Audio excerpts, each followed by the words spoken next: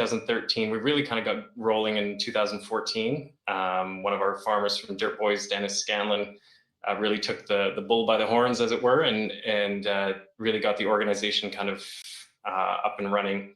And then in 2017, we became a cooperative under the Cooperatives Act, and so we've been running in that way ever since.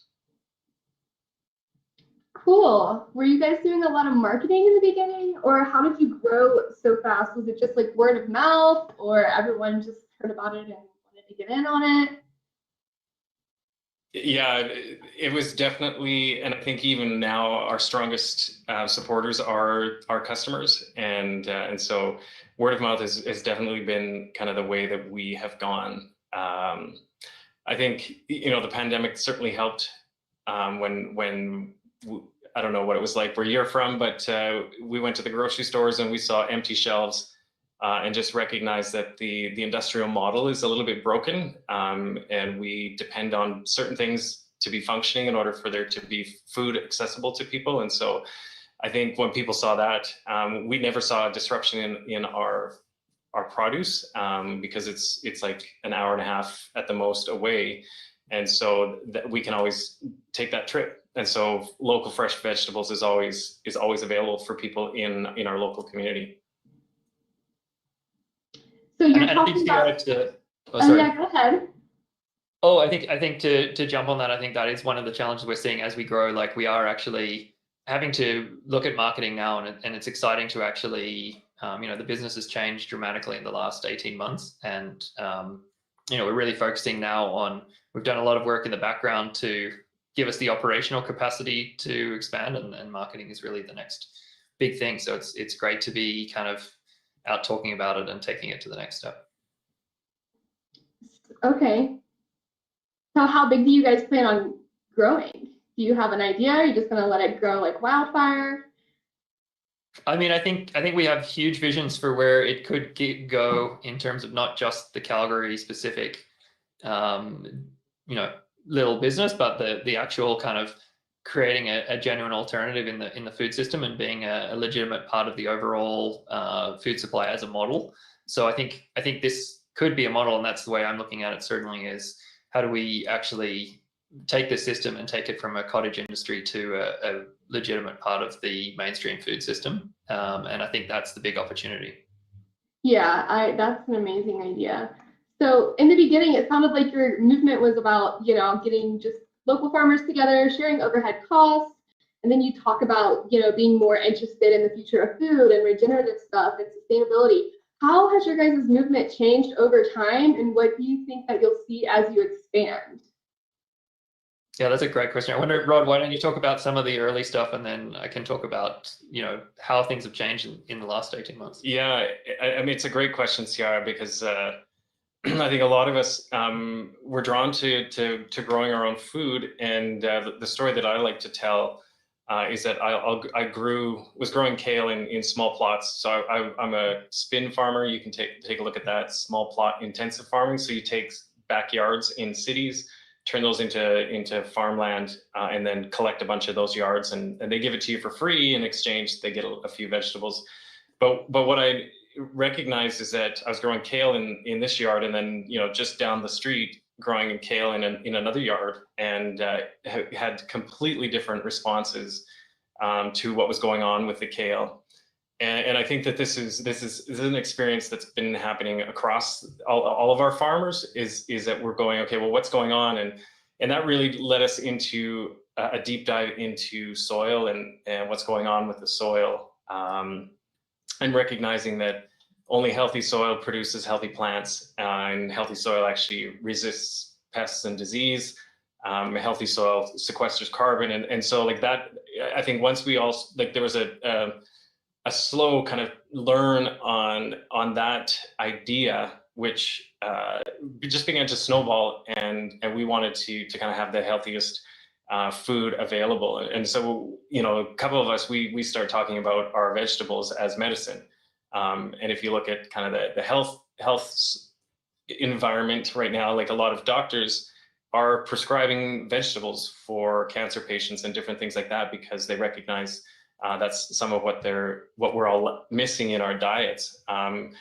And so, and that again just comes back to this idea that the soil, we are the soil. We, you know, what we do to the soil, we do to ourselves. And so that's been a huge shift in our consciousness as farmers. Like at the beginning, it was just growing some produce and selling produce, but now we really are building soil. Like, and so a lot of us talk about the fact that we are soil builders, and that's kind of the primary.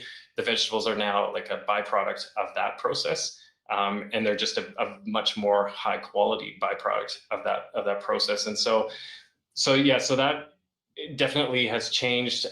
We've recognized that our eaters are also super passionate about having clean food, local food, you know, food that's got zero chemicals and pesticides attached to it, because they're all recognizing, you know what, I've got to limit my own chemical load on my body. That's stressing my body and my health. And so the best way that I can do that is to kind of get food grown by people I know and can trust or build a relationship with. And so that's one of the things that we really want to broker is connecting that kind of clientele with our farmers, who are like literally salt of the earth heroes in my mind.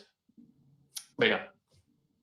Yeah, no, that went deep. That was that was good. I mean, I think that to answer your question. In my soul, Rod, I really did. I'm serious. I'm serious. I feel like the connections that you guys are making with the community and building relationships with these people, but over time, you're also learning about the planet and building a relationship with the earth as you go forward. And then these are things that you can share with other people, and that might get them more interested in how to do things a little bit differently to just make one small sustainable difference over time.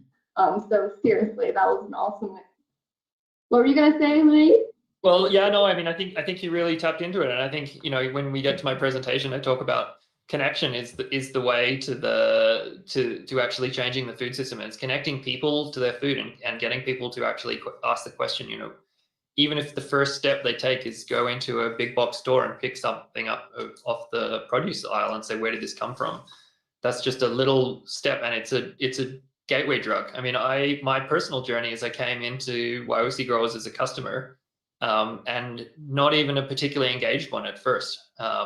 You know, my personal background is I'm a hunter, and I'm really passionate about engaging in like my protein consumption and the truly experiencing and taking accountability for that. And by being so involved in that aspect of my food, I just realized how disconnected. Increasingly, you know, we would grow a little bit of our own veggies, but most of it was coming elsewhere. So we really reached out and found YYC Growers. And then over the years, you know, it is a bit of a gateway drug, because it seems like a simple, easy thing. I'll get some local veggies, and then you really dive into, well, why is this better? And then as Rod went into understanding the you know, the biology and the soil actually coming through in the flavor and the nutrient density of the food, and then you know that just dives us deeper into the real hope for, you know, the future of humanity. And regenerative agriculture is a genuine bright spot on the map of something that we can do, and something that every single person can do 3 times a day with very little effort, is just make a food choice that to choose food that you have a connection to, and that is grown in a way that you know, makes a small solution rather than a small increase to the problems. For sure. So just thinking about the beginning, you started out just, you know, saying, heck, I'm gonna grow some produce, figured all of this out about the soil on your journey. And I can't stop but think, and you know, these industrial farmers, and I don't want to put any negative energy out there on anybody's way of doing farming. Good for them, everyone has their own traditions. But I want to know how you guys figured this out all so fast, and it seems like generations and generations of people have just been doing this mass farming.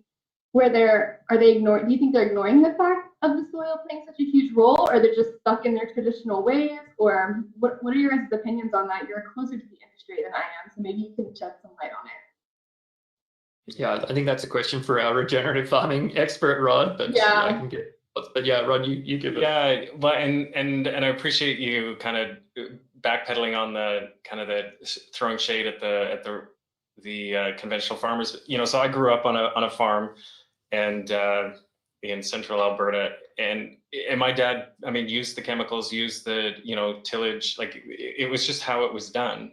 And they were acting on advice and information that was the best that we had at that time. And so you create these big systems. And so what I actually see is like where we've been able to be so agile and responsive is that most of our farms are on the smaller side. So like 120 acres is probably the biggest farm that we have. And then when I was at my heyday, I had 1 acre that I was growing vegetables and just very intensively rotating the crops and stuff. And so at that scale, you have an ability to kind of respond much more quickly. And I think you know, in the conversations I've been around regenerative agriculture, that seems to be kind of consistent around the board, is that if you are a smaller operation, you've got that greater flexibility to implement some of these changes.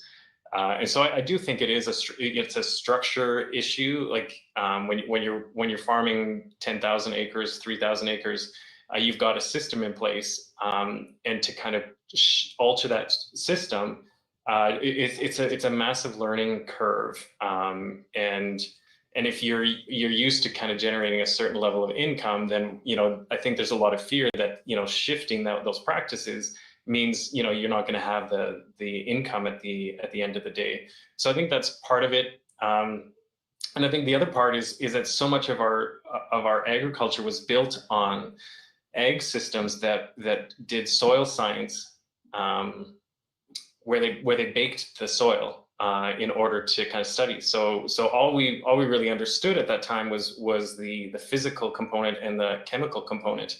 And so that's why we have chemical agriculture, is what I like to call it. And what they were missing is the biological kind of element. And so like, and I mean, it makes sense because there's so much going on. Like there's the number of a population of the planet in a teaspoon of healthy soil. And so you've got all that diversity and craziness. And so how do you actually do good science when there's that much diversity happening? And so, yeah, so a lot of that learning has just been like, it's exploding right now. And so I think we are seeing the shift, and we're seeing massive companies that are saying, you know, we're only going to do regeneratively grown products like General Mills. And here in Canada, we have a company called McCain's, and they do French fries, and they're talking, you know, it's going to be regenerative potatoes, and so we're seeing in Pepsi, like there's just a lot of big companies that are kind of jumping on that bandwagon, which makes us a little nervous because of the local washing, greenwashing, but yeah, so I think that's part of how we've been able to kind of adopt it quickly versus the conventional system. And I think in terms of hope, and even using our little petri dish example here as a way of looking at things, is we've actually already seen that we can use some market power to influence that behavior. And I really strongly reiterate again Rod's comment. Like, we never want to be disparaging to conventional farmers. I think that they're doing what doing what they think is best. And, you know, my career has been in the kind of conventional big ag space, and I think actually that they are doing things already moving in this direction. And I think the more that the market can create space for that and create a demand for that, let's make it a positive story with a carrot rather than a kind of denigrating stick. So yeah, I think we're really positive about creating space and a market for this type of system, and then really supporting it rather than kind of poo-pooing the other direction. Yeah, I can definitely appreciate that. Being an Ohio girl, I'm surrounded by cornfields and soybeans, and they're doing the old-fashioned way here too. And same way growing up, we had a farm and we tilled every year, and it wasn't until I started working with the community, I'm like, no till practices. Oh my gosh, what were we doing? So you just learn as you go. But I really appreciate your guys' response. That was a great answer. And I have like a million more questions, but I don't want to spoil your presentation. So I'll let you get to that, and then maybe get some audience questions going at the end, and then the rest of my ramblings. Amazing, great. Yeah, so how does this work now? You're going to share my screen?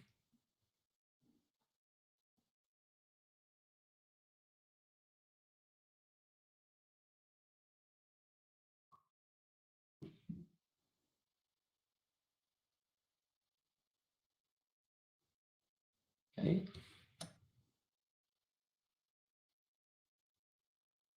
All right, you guys see that?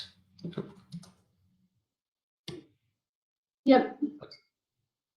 Great. Yeah. So I think it's really interesting that we talked about connection in the in the little intro because yeah, that was kind of what I think is really the key to our model.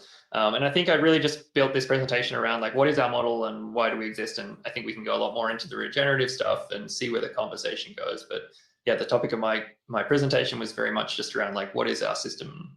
Why are we doing it? So yeah, so I mean, just kind of quickly, what's wrong with the conventional supermarket food system? We've scoured some research and found that in Canada, farmers receive only 21.5% of the retail price of food for home consumption. It's around 22% in the US, and that's gone down every year it's trending down over the last 15 years. 80% of fresh food in Canada is imported. The transportation and storage are actually major components of the greenhouse gas emissions, regardless of how it was grown. In the grocery stores, food is graded really on appearance because it's the only thing that you can actually see from it. Nutrient density, growing practices, these are all just unseen.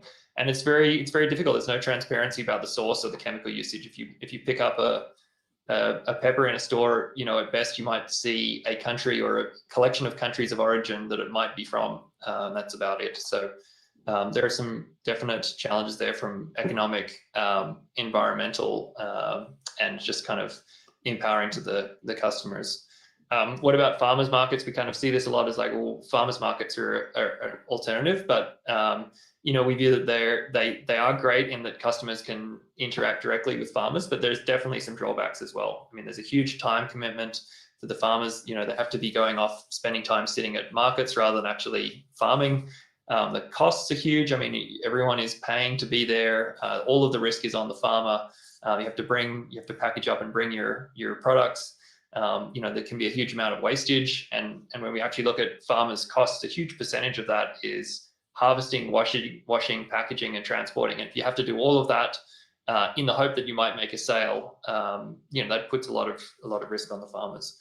It's not necessarily convenient for customers. I mean, people like going for like a weekend experience, but it's not necessarily in all neighborhoods, on a regular basis for kind of regular purchasing. And it's hard to scale. I think, farmers are competing against each other in small concentrated spots, and it's not really a kind of a scalable model. So what are we doing that's different? I put up our purpose statement here because I think it helps really clarify what are the things that we're trying to do in the world and why do we exist. So YYC Growers' purpose is to connect farmers with eaters by gathering and distributing nutrient-dense food through a system that generates our environment and community and supports the local economy. How do we do that? At the basis of our model is that we have an online sales platform for direct-to-consumer sales. We offer year-round subscriptions to a harvest box, which is a $30 value box that's filled with a variety of seasonal vegetables that changes every week, and we introduce people to all kind of new produce they might not be aware of and gives them a lot of diversity. And then we also run basically an online farmers market on our store that integrates into our distribution setup. We source our produce from about 35 different local farms. There's the 15 members of the cooperative, and then there's around 20 or so other farms that we approve and support their growing practices and bring them in at different times of year. Maybe they're specialty farmers, or they can help supplement different products. We really focus on transparency and on regenerative farming. So we've talked about that quite a bit, I think, in the lead-in, but that's really what we're trying to achieve in the world. And then we have a pretty big network of pickup locations. So customers order on our platform, and then there's pickup locations in their community throughout the city. And then we also give them the option of home delivery. And more than just being kind of a retail store, we really focus on experiences, education, and creating those connections between farmers and eaters.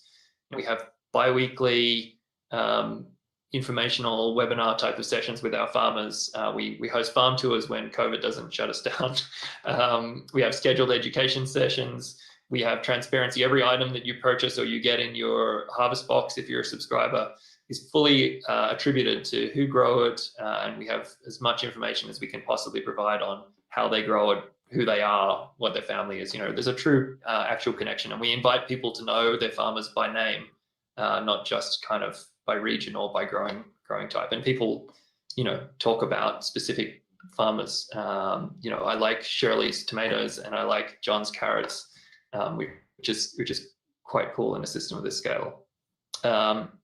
We're hyperlocal. All our vegetables are from within a 200-kilometer radius, and more than half are from within a 100-kilometer radius.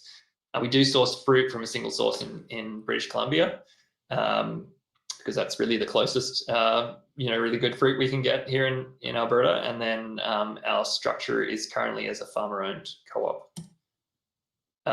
So our scale, we delivered 28,500 harvest boxes in 2020, which we figured was well over 100,000 pounds of local produce. And then, I compared that 21% is the conventional grocery store return to the farmers. Around 67% of those sales prices going back to the farmers in our case. So we really put a premium on paying the farmers as much as we possibly can to keep this operation running and give them a fair return on that.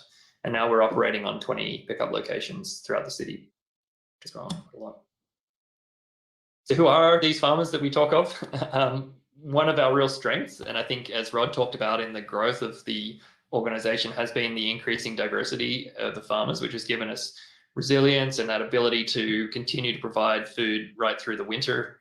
And so there's urban farmers, the small plot intensive farmers, and several of our farms that produce impressive, frankly, quantities of produce right inside the city limits in backyards and vacant lots. There's a few of those, which is great. Conventional, bigger rural farmers that were able to produce in bigger volumes.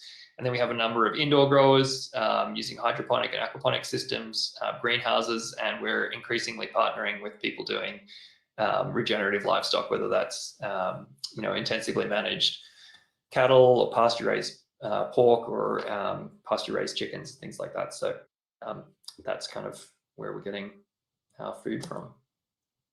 So what really are the benefits of this system, and what are we seeing as the impact? So it's really that connection piece that we talked about, we keep coming back to, but it's connection between urban and rural farmers, between the farmers directly and the eaters, and giving the eaters that power of saying, I can understand the impact of my food choices.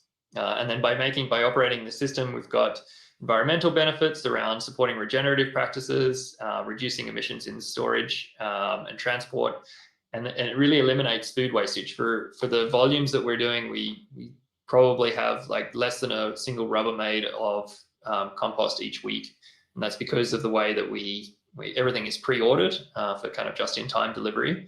So it saves the farmers on costs on harvesting and transporting, very minimal wastage in our system. So that great environmental benefit. The community, I think, comes back to the connection that we talked about. We have a opportunity for people to volunteer at those pickup locations and feel like they're really part of the system. We support other small businesses by sending our customers there and promoting them through our channels. And as I mentioned, people really get to know their farmers and who grew their food and have that personal connection, which ultimately just increases the value that people place on their food. And then, all of this education that we're trying to do, I think, really builds a community around engaged customers and people engage in what their consumption means. And then with the local economy, and again, this is not a kind of tribalist go Calgary thing. This is for any local economy. By bringing this kind of circular system into place. We looked through our expenses last year, and everything that came in and everything that came out, more than 90% of all of our costs and expenses stayed within mostly small businesses in our local economy, including our farmers and staff and other vendors that we use. And then, there's varying numbers that are thrown out there in the research, but there's certainly some kind of local multiplier effect on that dollar. And then, in terms of actually supporting other businesses, part of the goal of YYC Growers system is that it reduces the barrier to entry for small farmers and pays them really well for their produce. So that actually makes small scale farming a legitimate life choice for people that wouldn't necessarily be able to set up a whole distribution and sales system in addition to learning how to farm. And, there's huge barriers to that. We did get some recognition recently, which was really exciting. There was the Emerald Awards, are an Alberta environmental sector organization who have really recognized us, and we won the award for business this year for what we're doing. So that was really very exciting. We also haven't really touched on it yet, but we're really focused on the way we work in our staff and our team, and the way we structure that as well. And it's through this distributed leadership model that gives people independence, responsibility, very radical feedback, and everyone is empowered to make decisions. So it's a very scalable organization because there's no bottlenecks. So we try very much to minimize bottlenecks through kind of top-down management. And it actually replicates a natural system much more, which ultimately is what we're trying to connect people to, is a natural system where people have their niche and they can find their strengths and have the freedom to move in that system. So we're really excited about the way we're working in that manner, and we're learning a lot about that. We're certainly not necessarily the leading voices on this, but the more we learn about it, the more it resonates, and we're having great success with our team in this way. So, but there definitely are challenges, and I think this is, with any new system, you're kind of trying to break ground or do something differently. We face tight margins because we really put a premium on boosting up our farmers, not beating them down with our scale. So we're wanting to pay farmers as handsomely as we can for their produce, but we are limited on retail prices because of competition.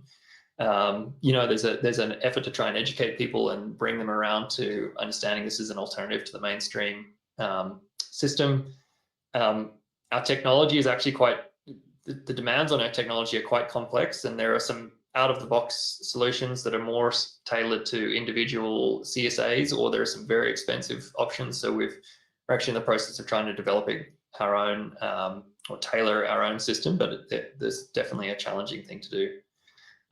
We have seen this kind of push back a little bit on the price of local food, and I think people are conditioned to having food that has externalized all of the social and environmental costs and imported those. So that it can be a conversation to actually get people around to understand what it means to pay a farmer a fair wage and actually get them, truly local food. So there's a bit of a headwind from a perception. And actually, even though we have commenced and carried forward at this point as a farmer-owned cooperative, which has been fantastic for the early growth of the organization, in the last 18 months or so, we've transitioned to being completely, I would say, staff-led. And we're finding there are some limitations on the cooperative model in terms of being able to be flexible to include our other stakeholders, such as our staff and customers, but also bringing in purpose-aligned investors. So yeah, those are some of the kind of challenges we're facing. So where do we go from here? Our real focus is scaling our operations locally. I think we really want to prove that this model can work and can be a legitimate part of a food system. We just want to continue focusing on the soil. I think if we're continuing to enhance and improve that, and the more we can measure and get protocols around that from a greenhouse gas perspective, and biology levels and carbon levels in the soil, I think measuring that's going to be key. We really want to continue, as we mentioned, reducing the barriers to entry for new farmers, creating this market demand for regenerative produce. I'm personally a really strong believer in market-based solutions, and for something to be sustainable in the long term economically, it really has to stand on its own 2 feet, and I think really support the farmers by saying, hey, we've got this great market. If you change your practices a little way, you can dovetail right in here, and we'll push your food out into the world. So I think we're really excited about that. And then the flip side of that, of course, is empowering and educating customers on the choices that they can make that can truly make a difference in all of those environmental and economic ways. And then I think in the long game, there's an opportunity to replicate this in other regions. So if we can show that this works, let's draw on this community. This being invited here with the EAT community is great, just to kind of be exposed to people who might resonate with this vision, and working together with other people who are doing this. So I'm very excited to eventually see where this might work elsewhere.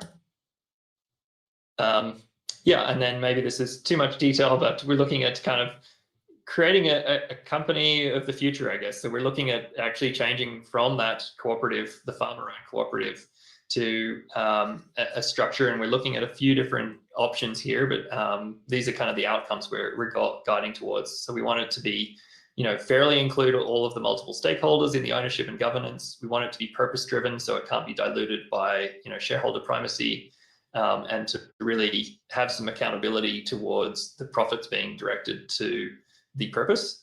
We really want it to be much more open. That's a limitation of the co-op, is it's not really nimble to include new producers and potentially other local hubs, and really be an easy vehicle to attract purpose-aligned investors. And then, ultimately, it's being that pipeline to connect to those growers and support the growers, and then connect them to the market opportunity. So that's where we're going with that.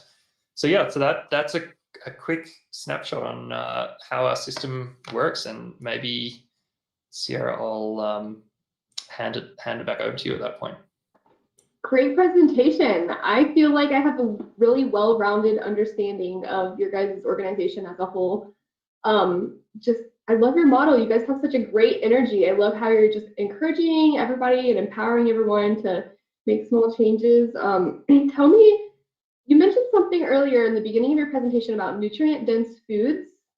So that got me wondering, do you think that there's a difference in the nutrients in the foods versus like the big box store suppliers and then locally grown farmers? Because I know for myself, for so long, I thought, just grabbing something from the produce aisle at a big, well-named distributor, that was a healthy food option. But if you guys can, shine some more light on that, that'd be great.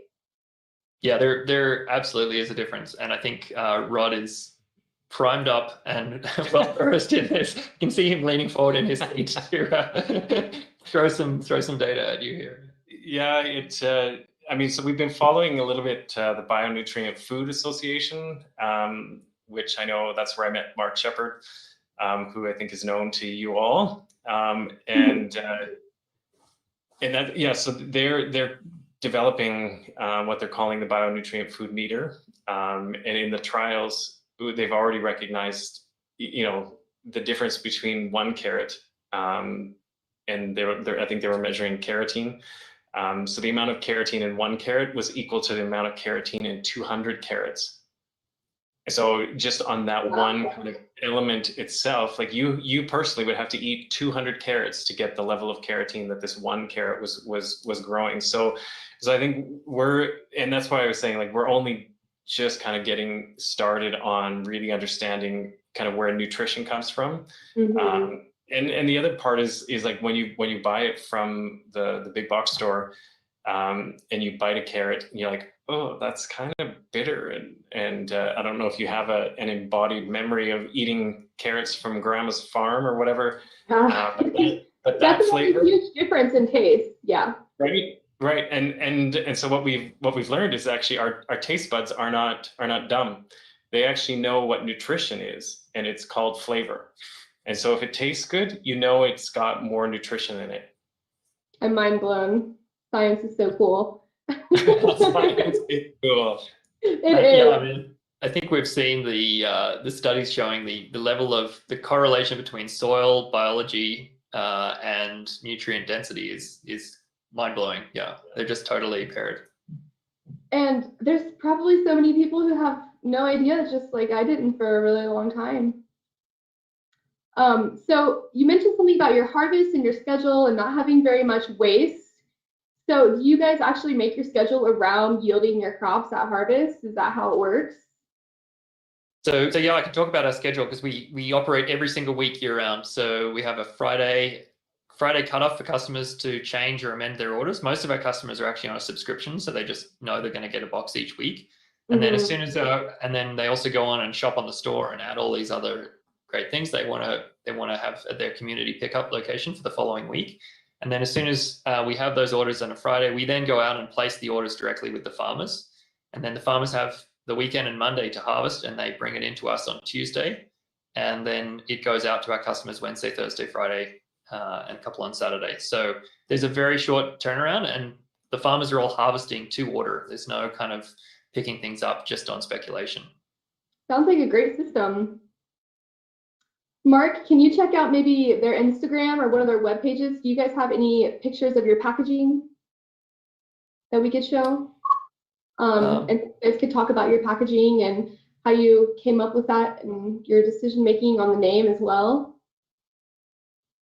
Yeah, I mean, the name YYC is actually Calgary's airport code. So I saw that when I Googled it. I'm like, is this the wrong thing?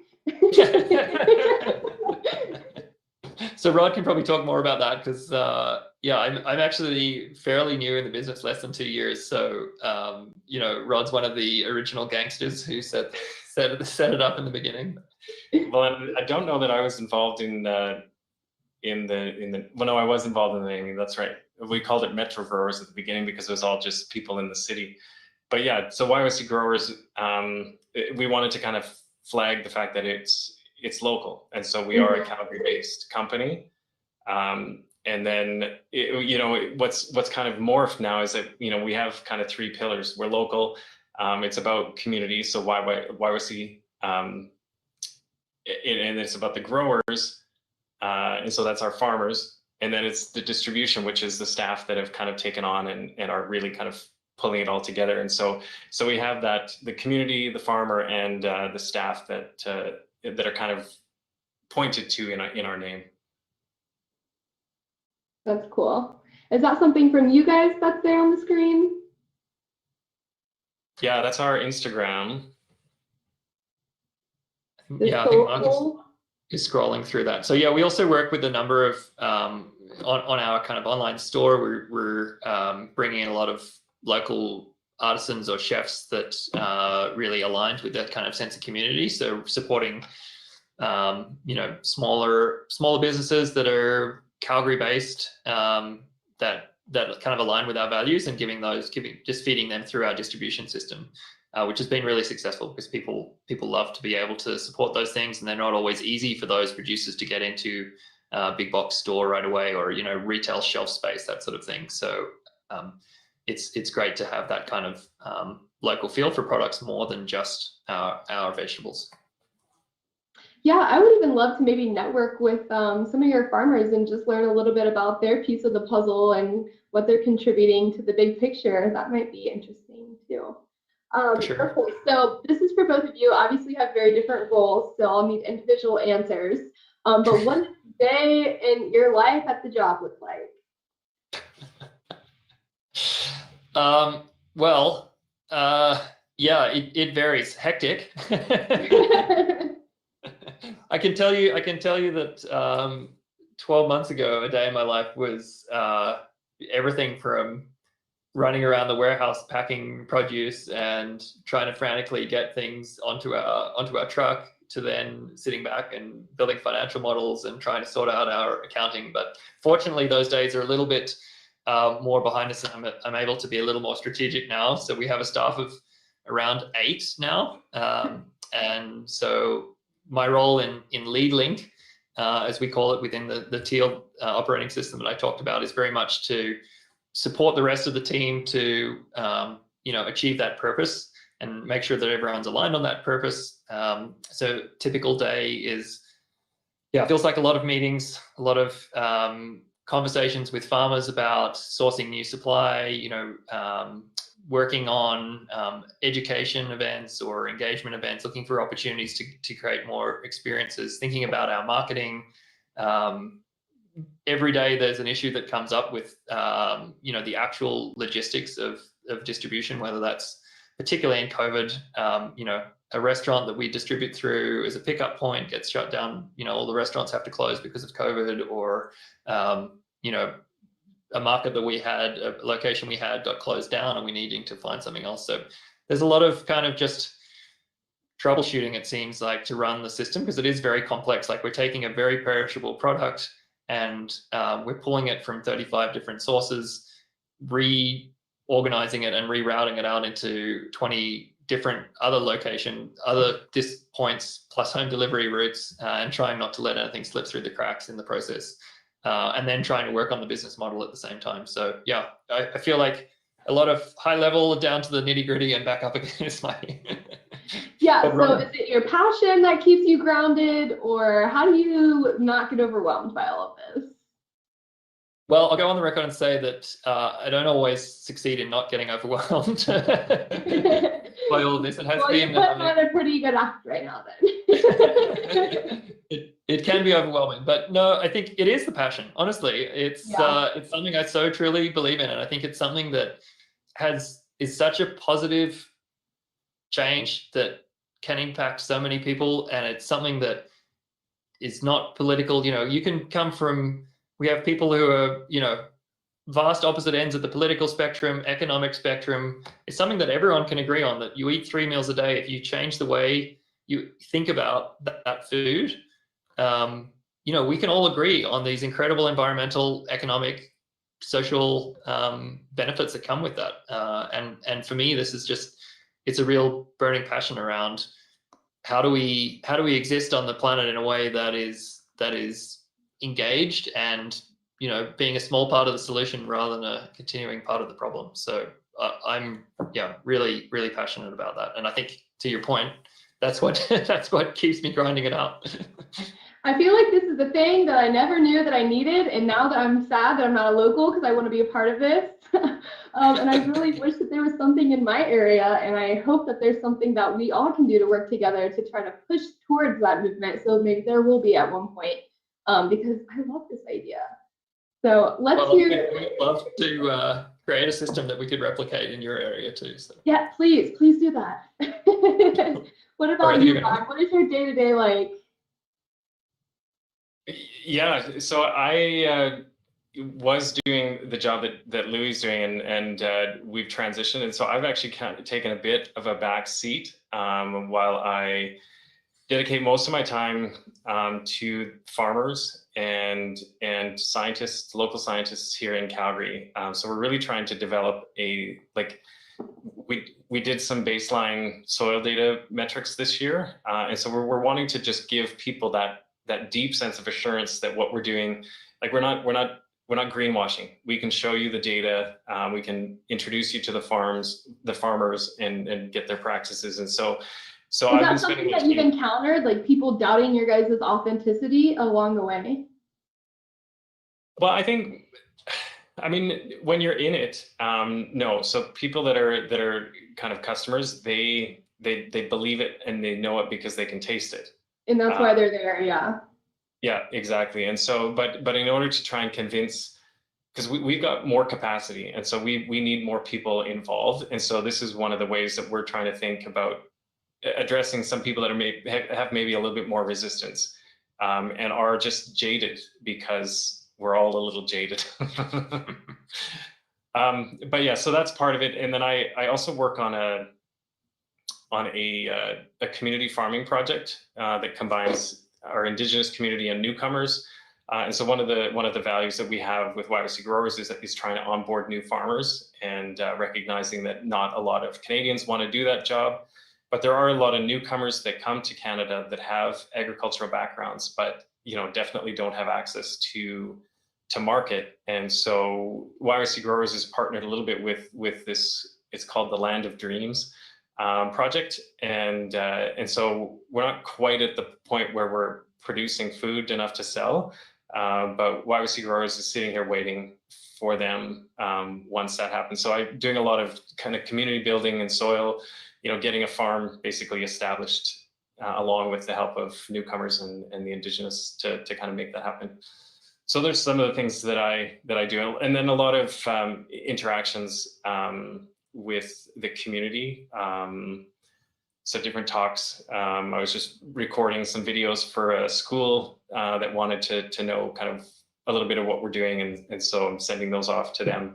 So yeah, anytime that we have a community engagement opportunity, kind of rock, paper, scissors between Louis and I, do they need more of a business clear presentation, or can my farmer, flighty, passionate, crazy self be the one that delivers the presentation? So you guys are the perfect team, though. We are the perfect team. Thank you for recognizing that. I'm loving doing this with Louis. Yes. Louis, so in your presentation, you had mentioned some of the education events, and Rod, you're talking about some of the community outreach events. Do you guys want to talk about those a little bit? And maybe you can talk about some events, a specific one that you had done and what you enjoyed and kind of what fulfilled you from that? Yeah, I'll maybe give some thoughts. Love to hear Rod's side of it as well. But yeah,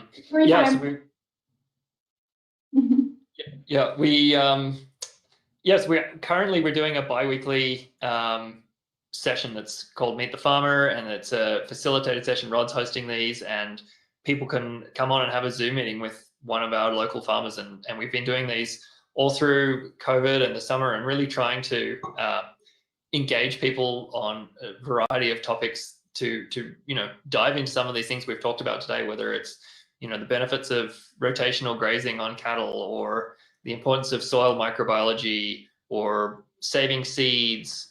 There's been all kinds of different, how to grow your own food.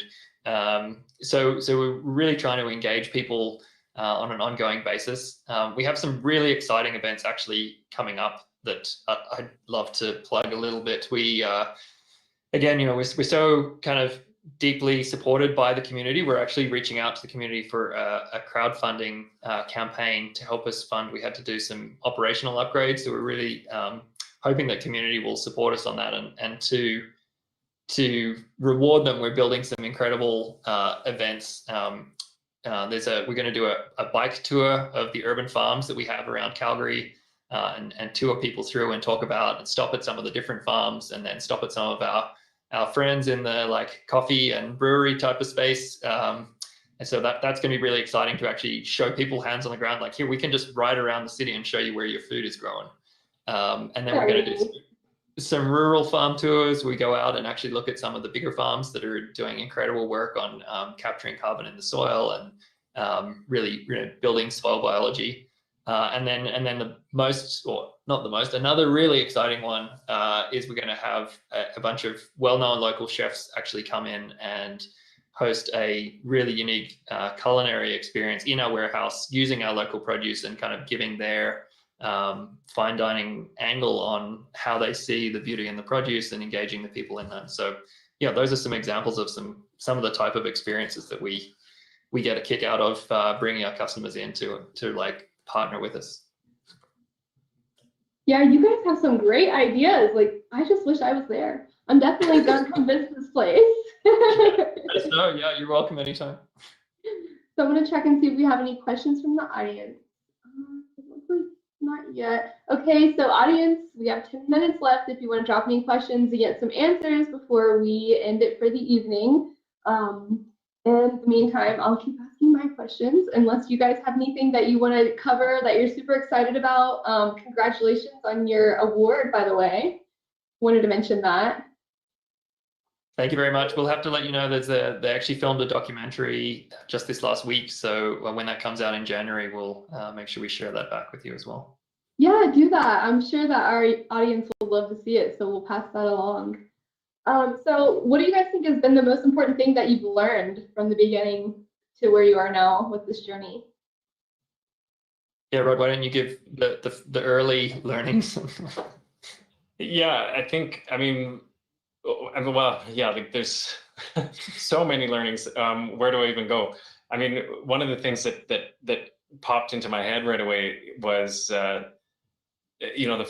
we were very heavily farmer-run organization right in the beginning, and we all have our own farming companies, and so then we were basically trying to do two companies at the same time, and that became very, very hard to manage. And so I think that learning to give the farmers the freedom and space to actually do what they're good at, which is growing this beautiful nutrient-dense food, it really has shifted and morphed to become a real mission of YYC growers.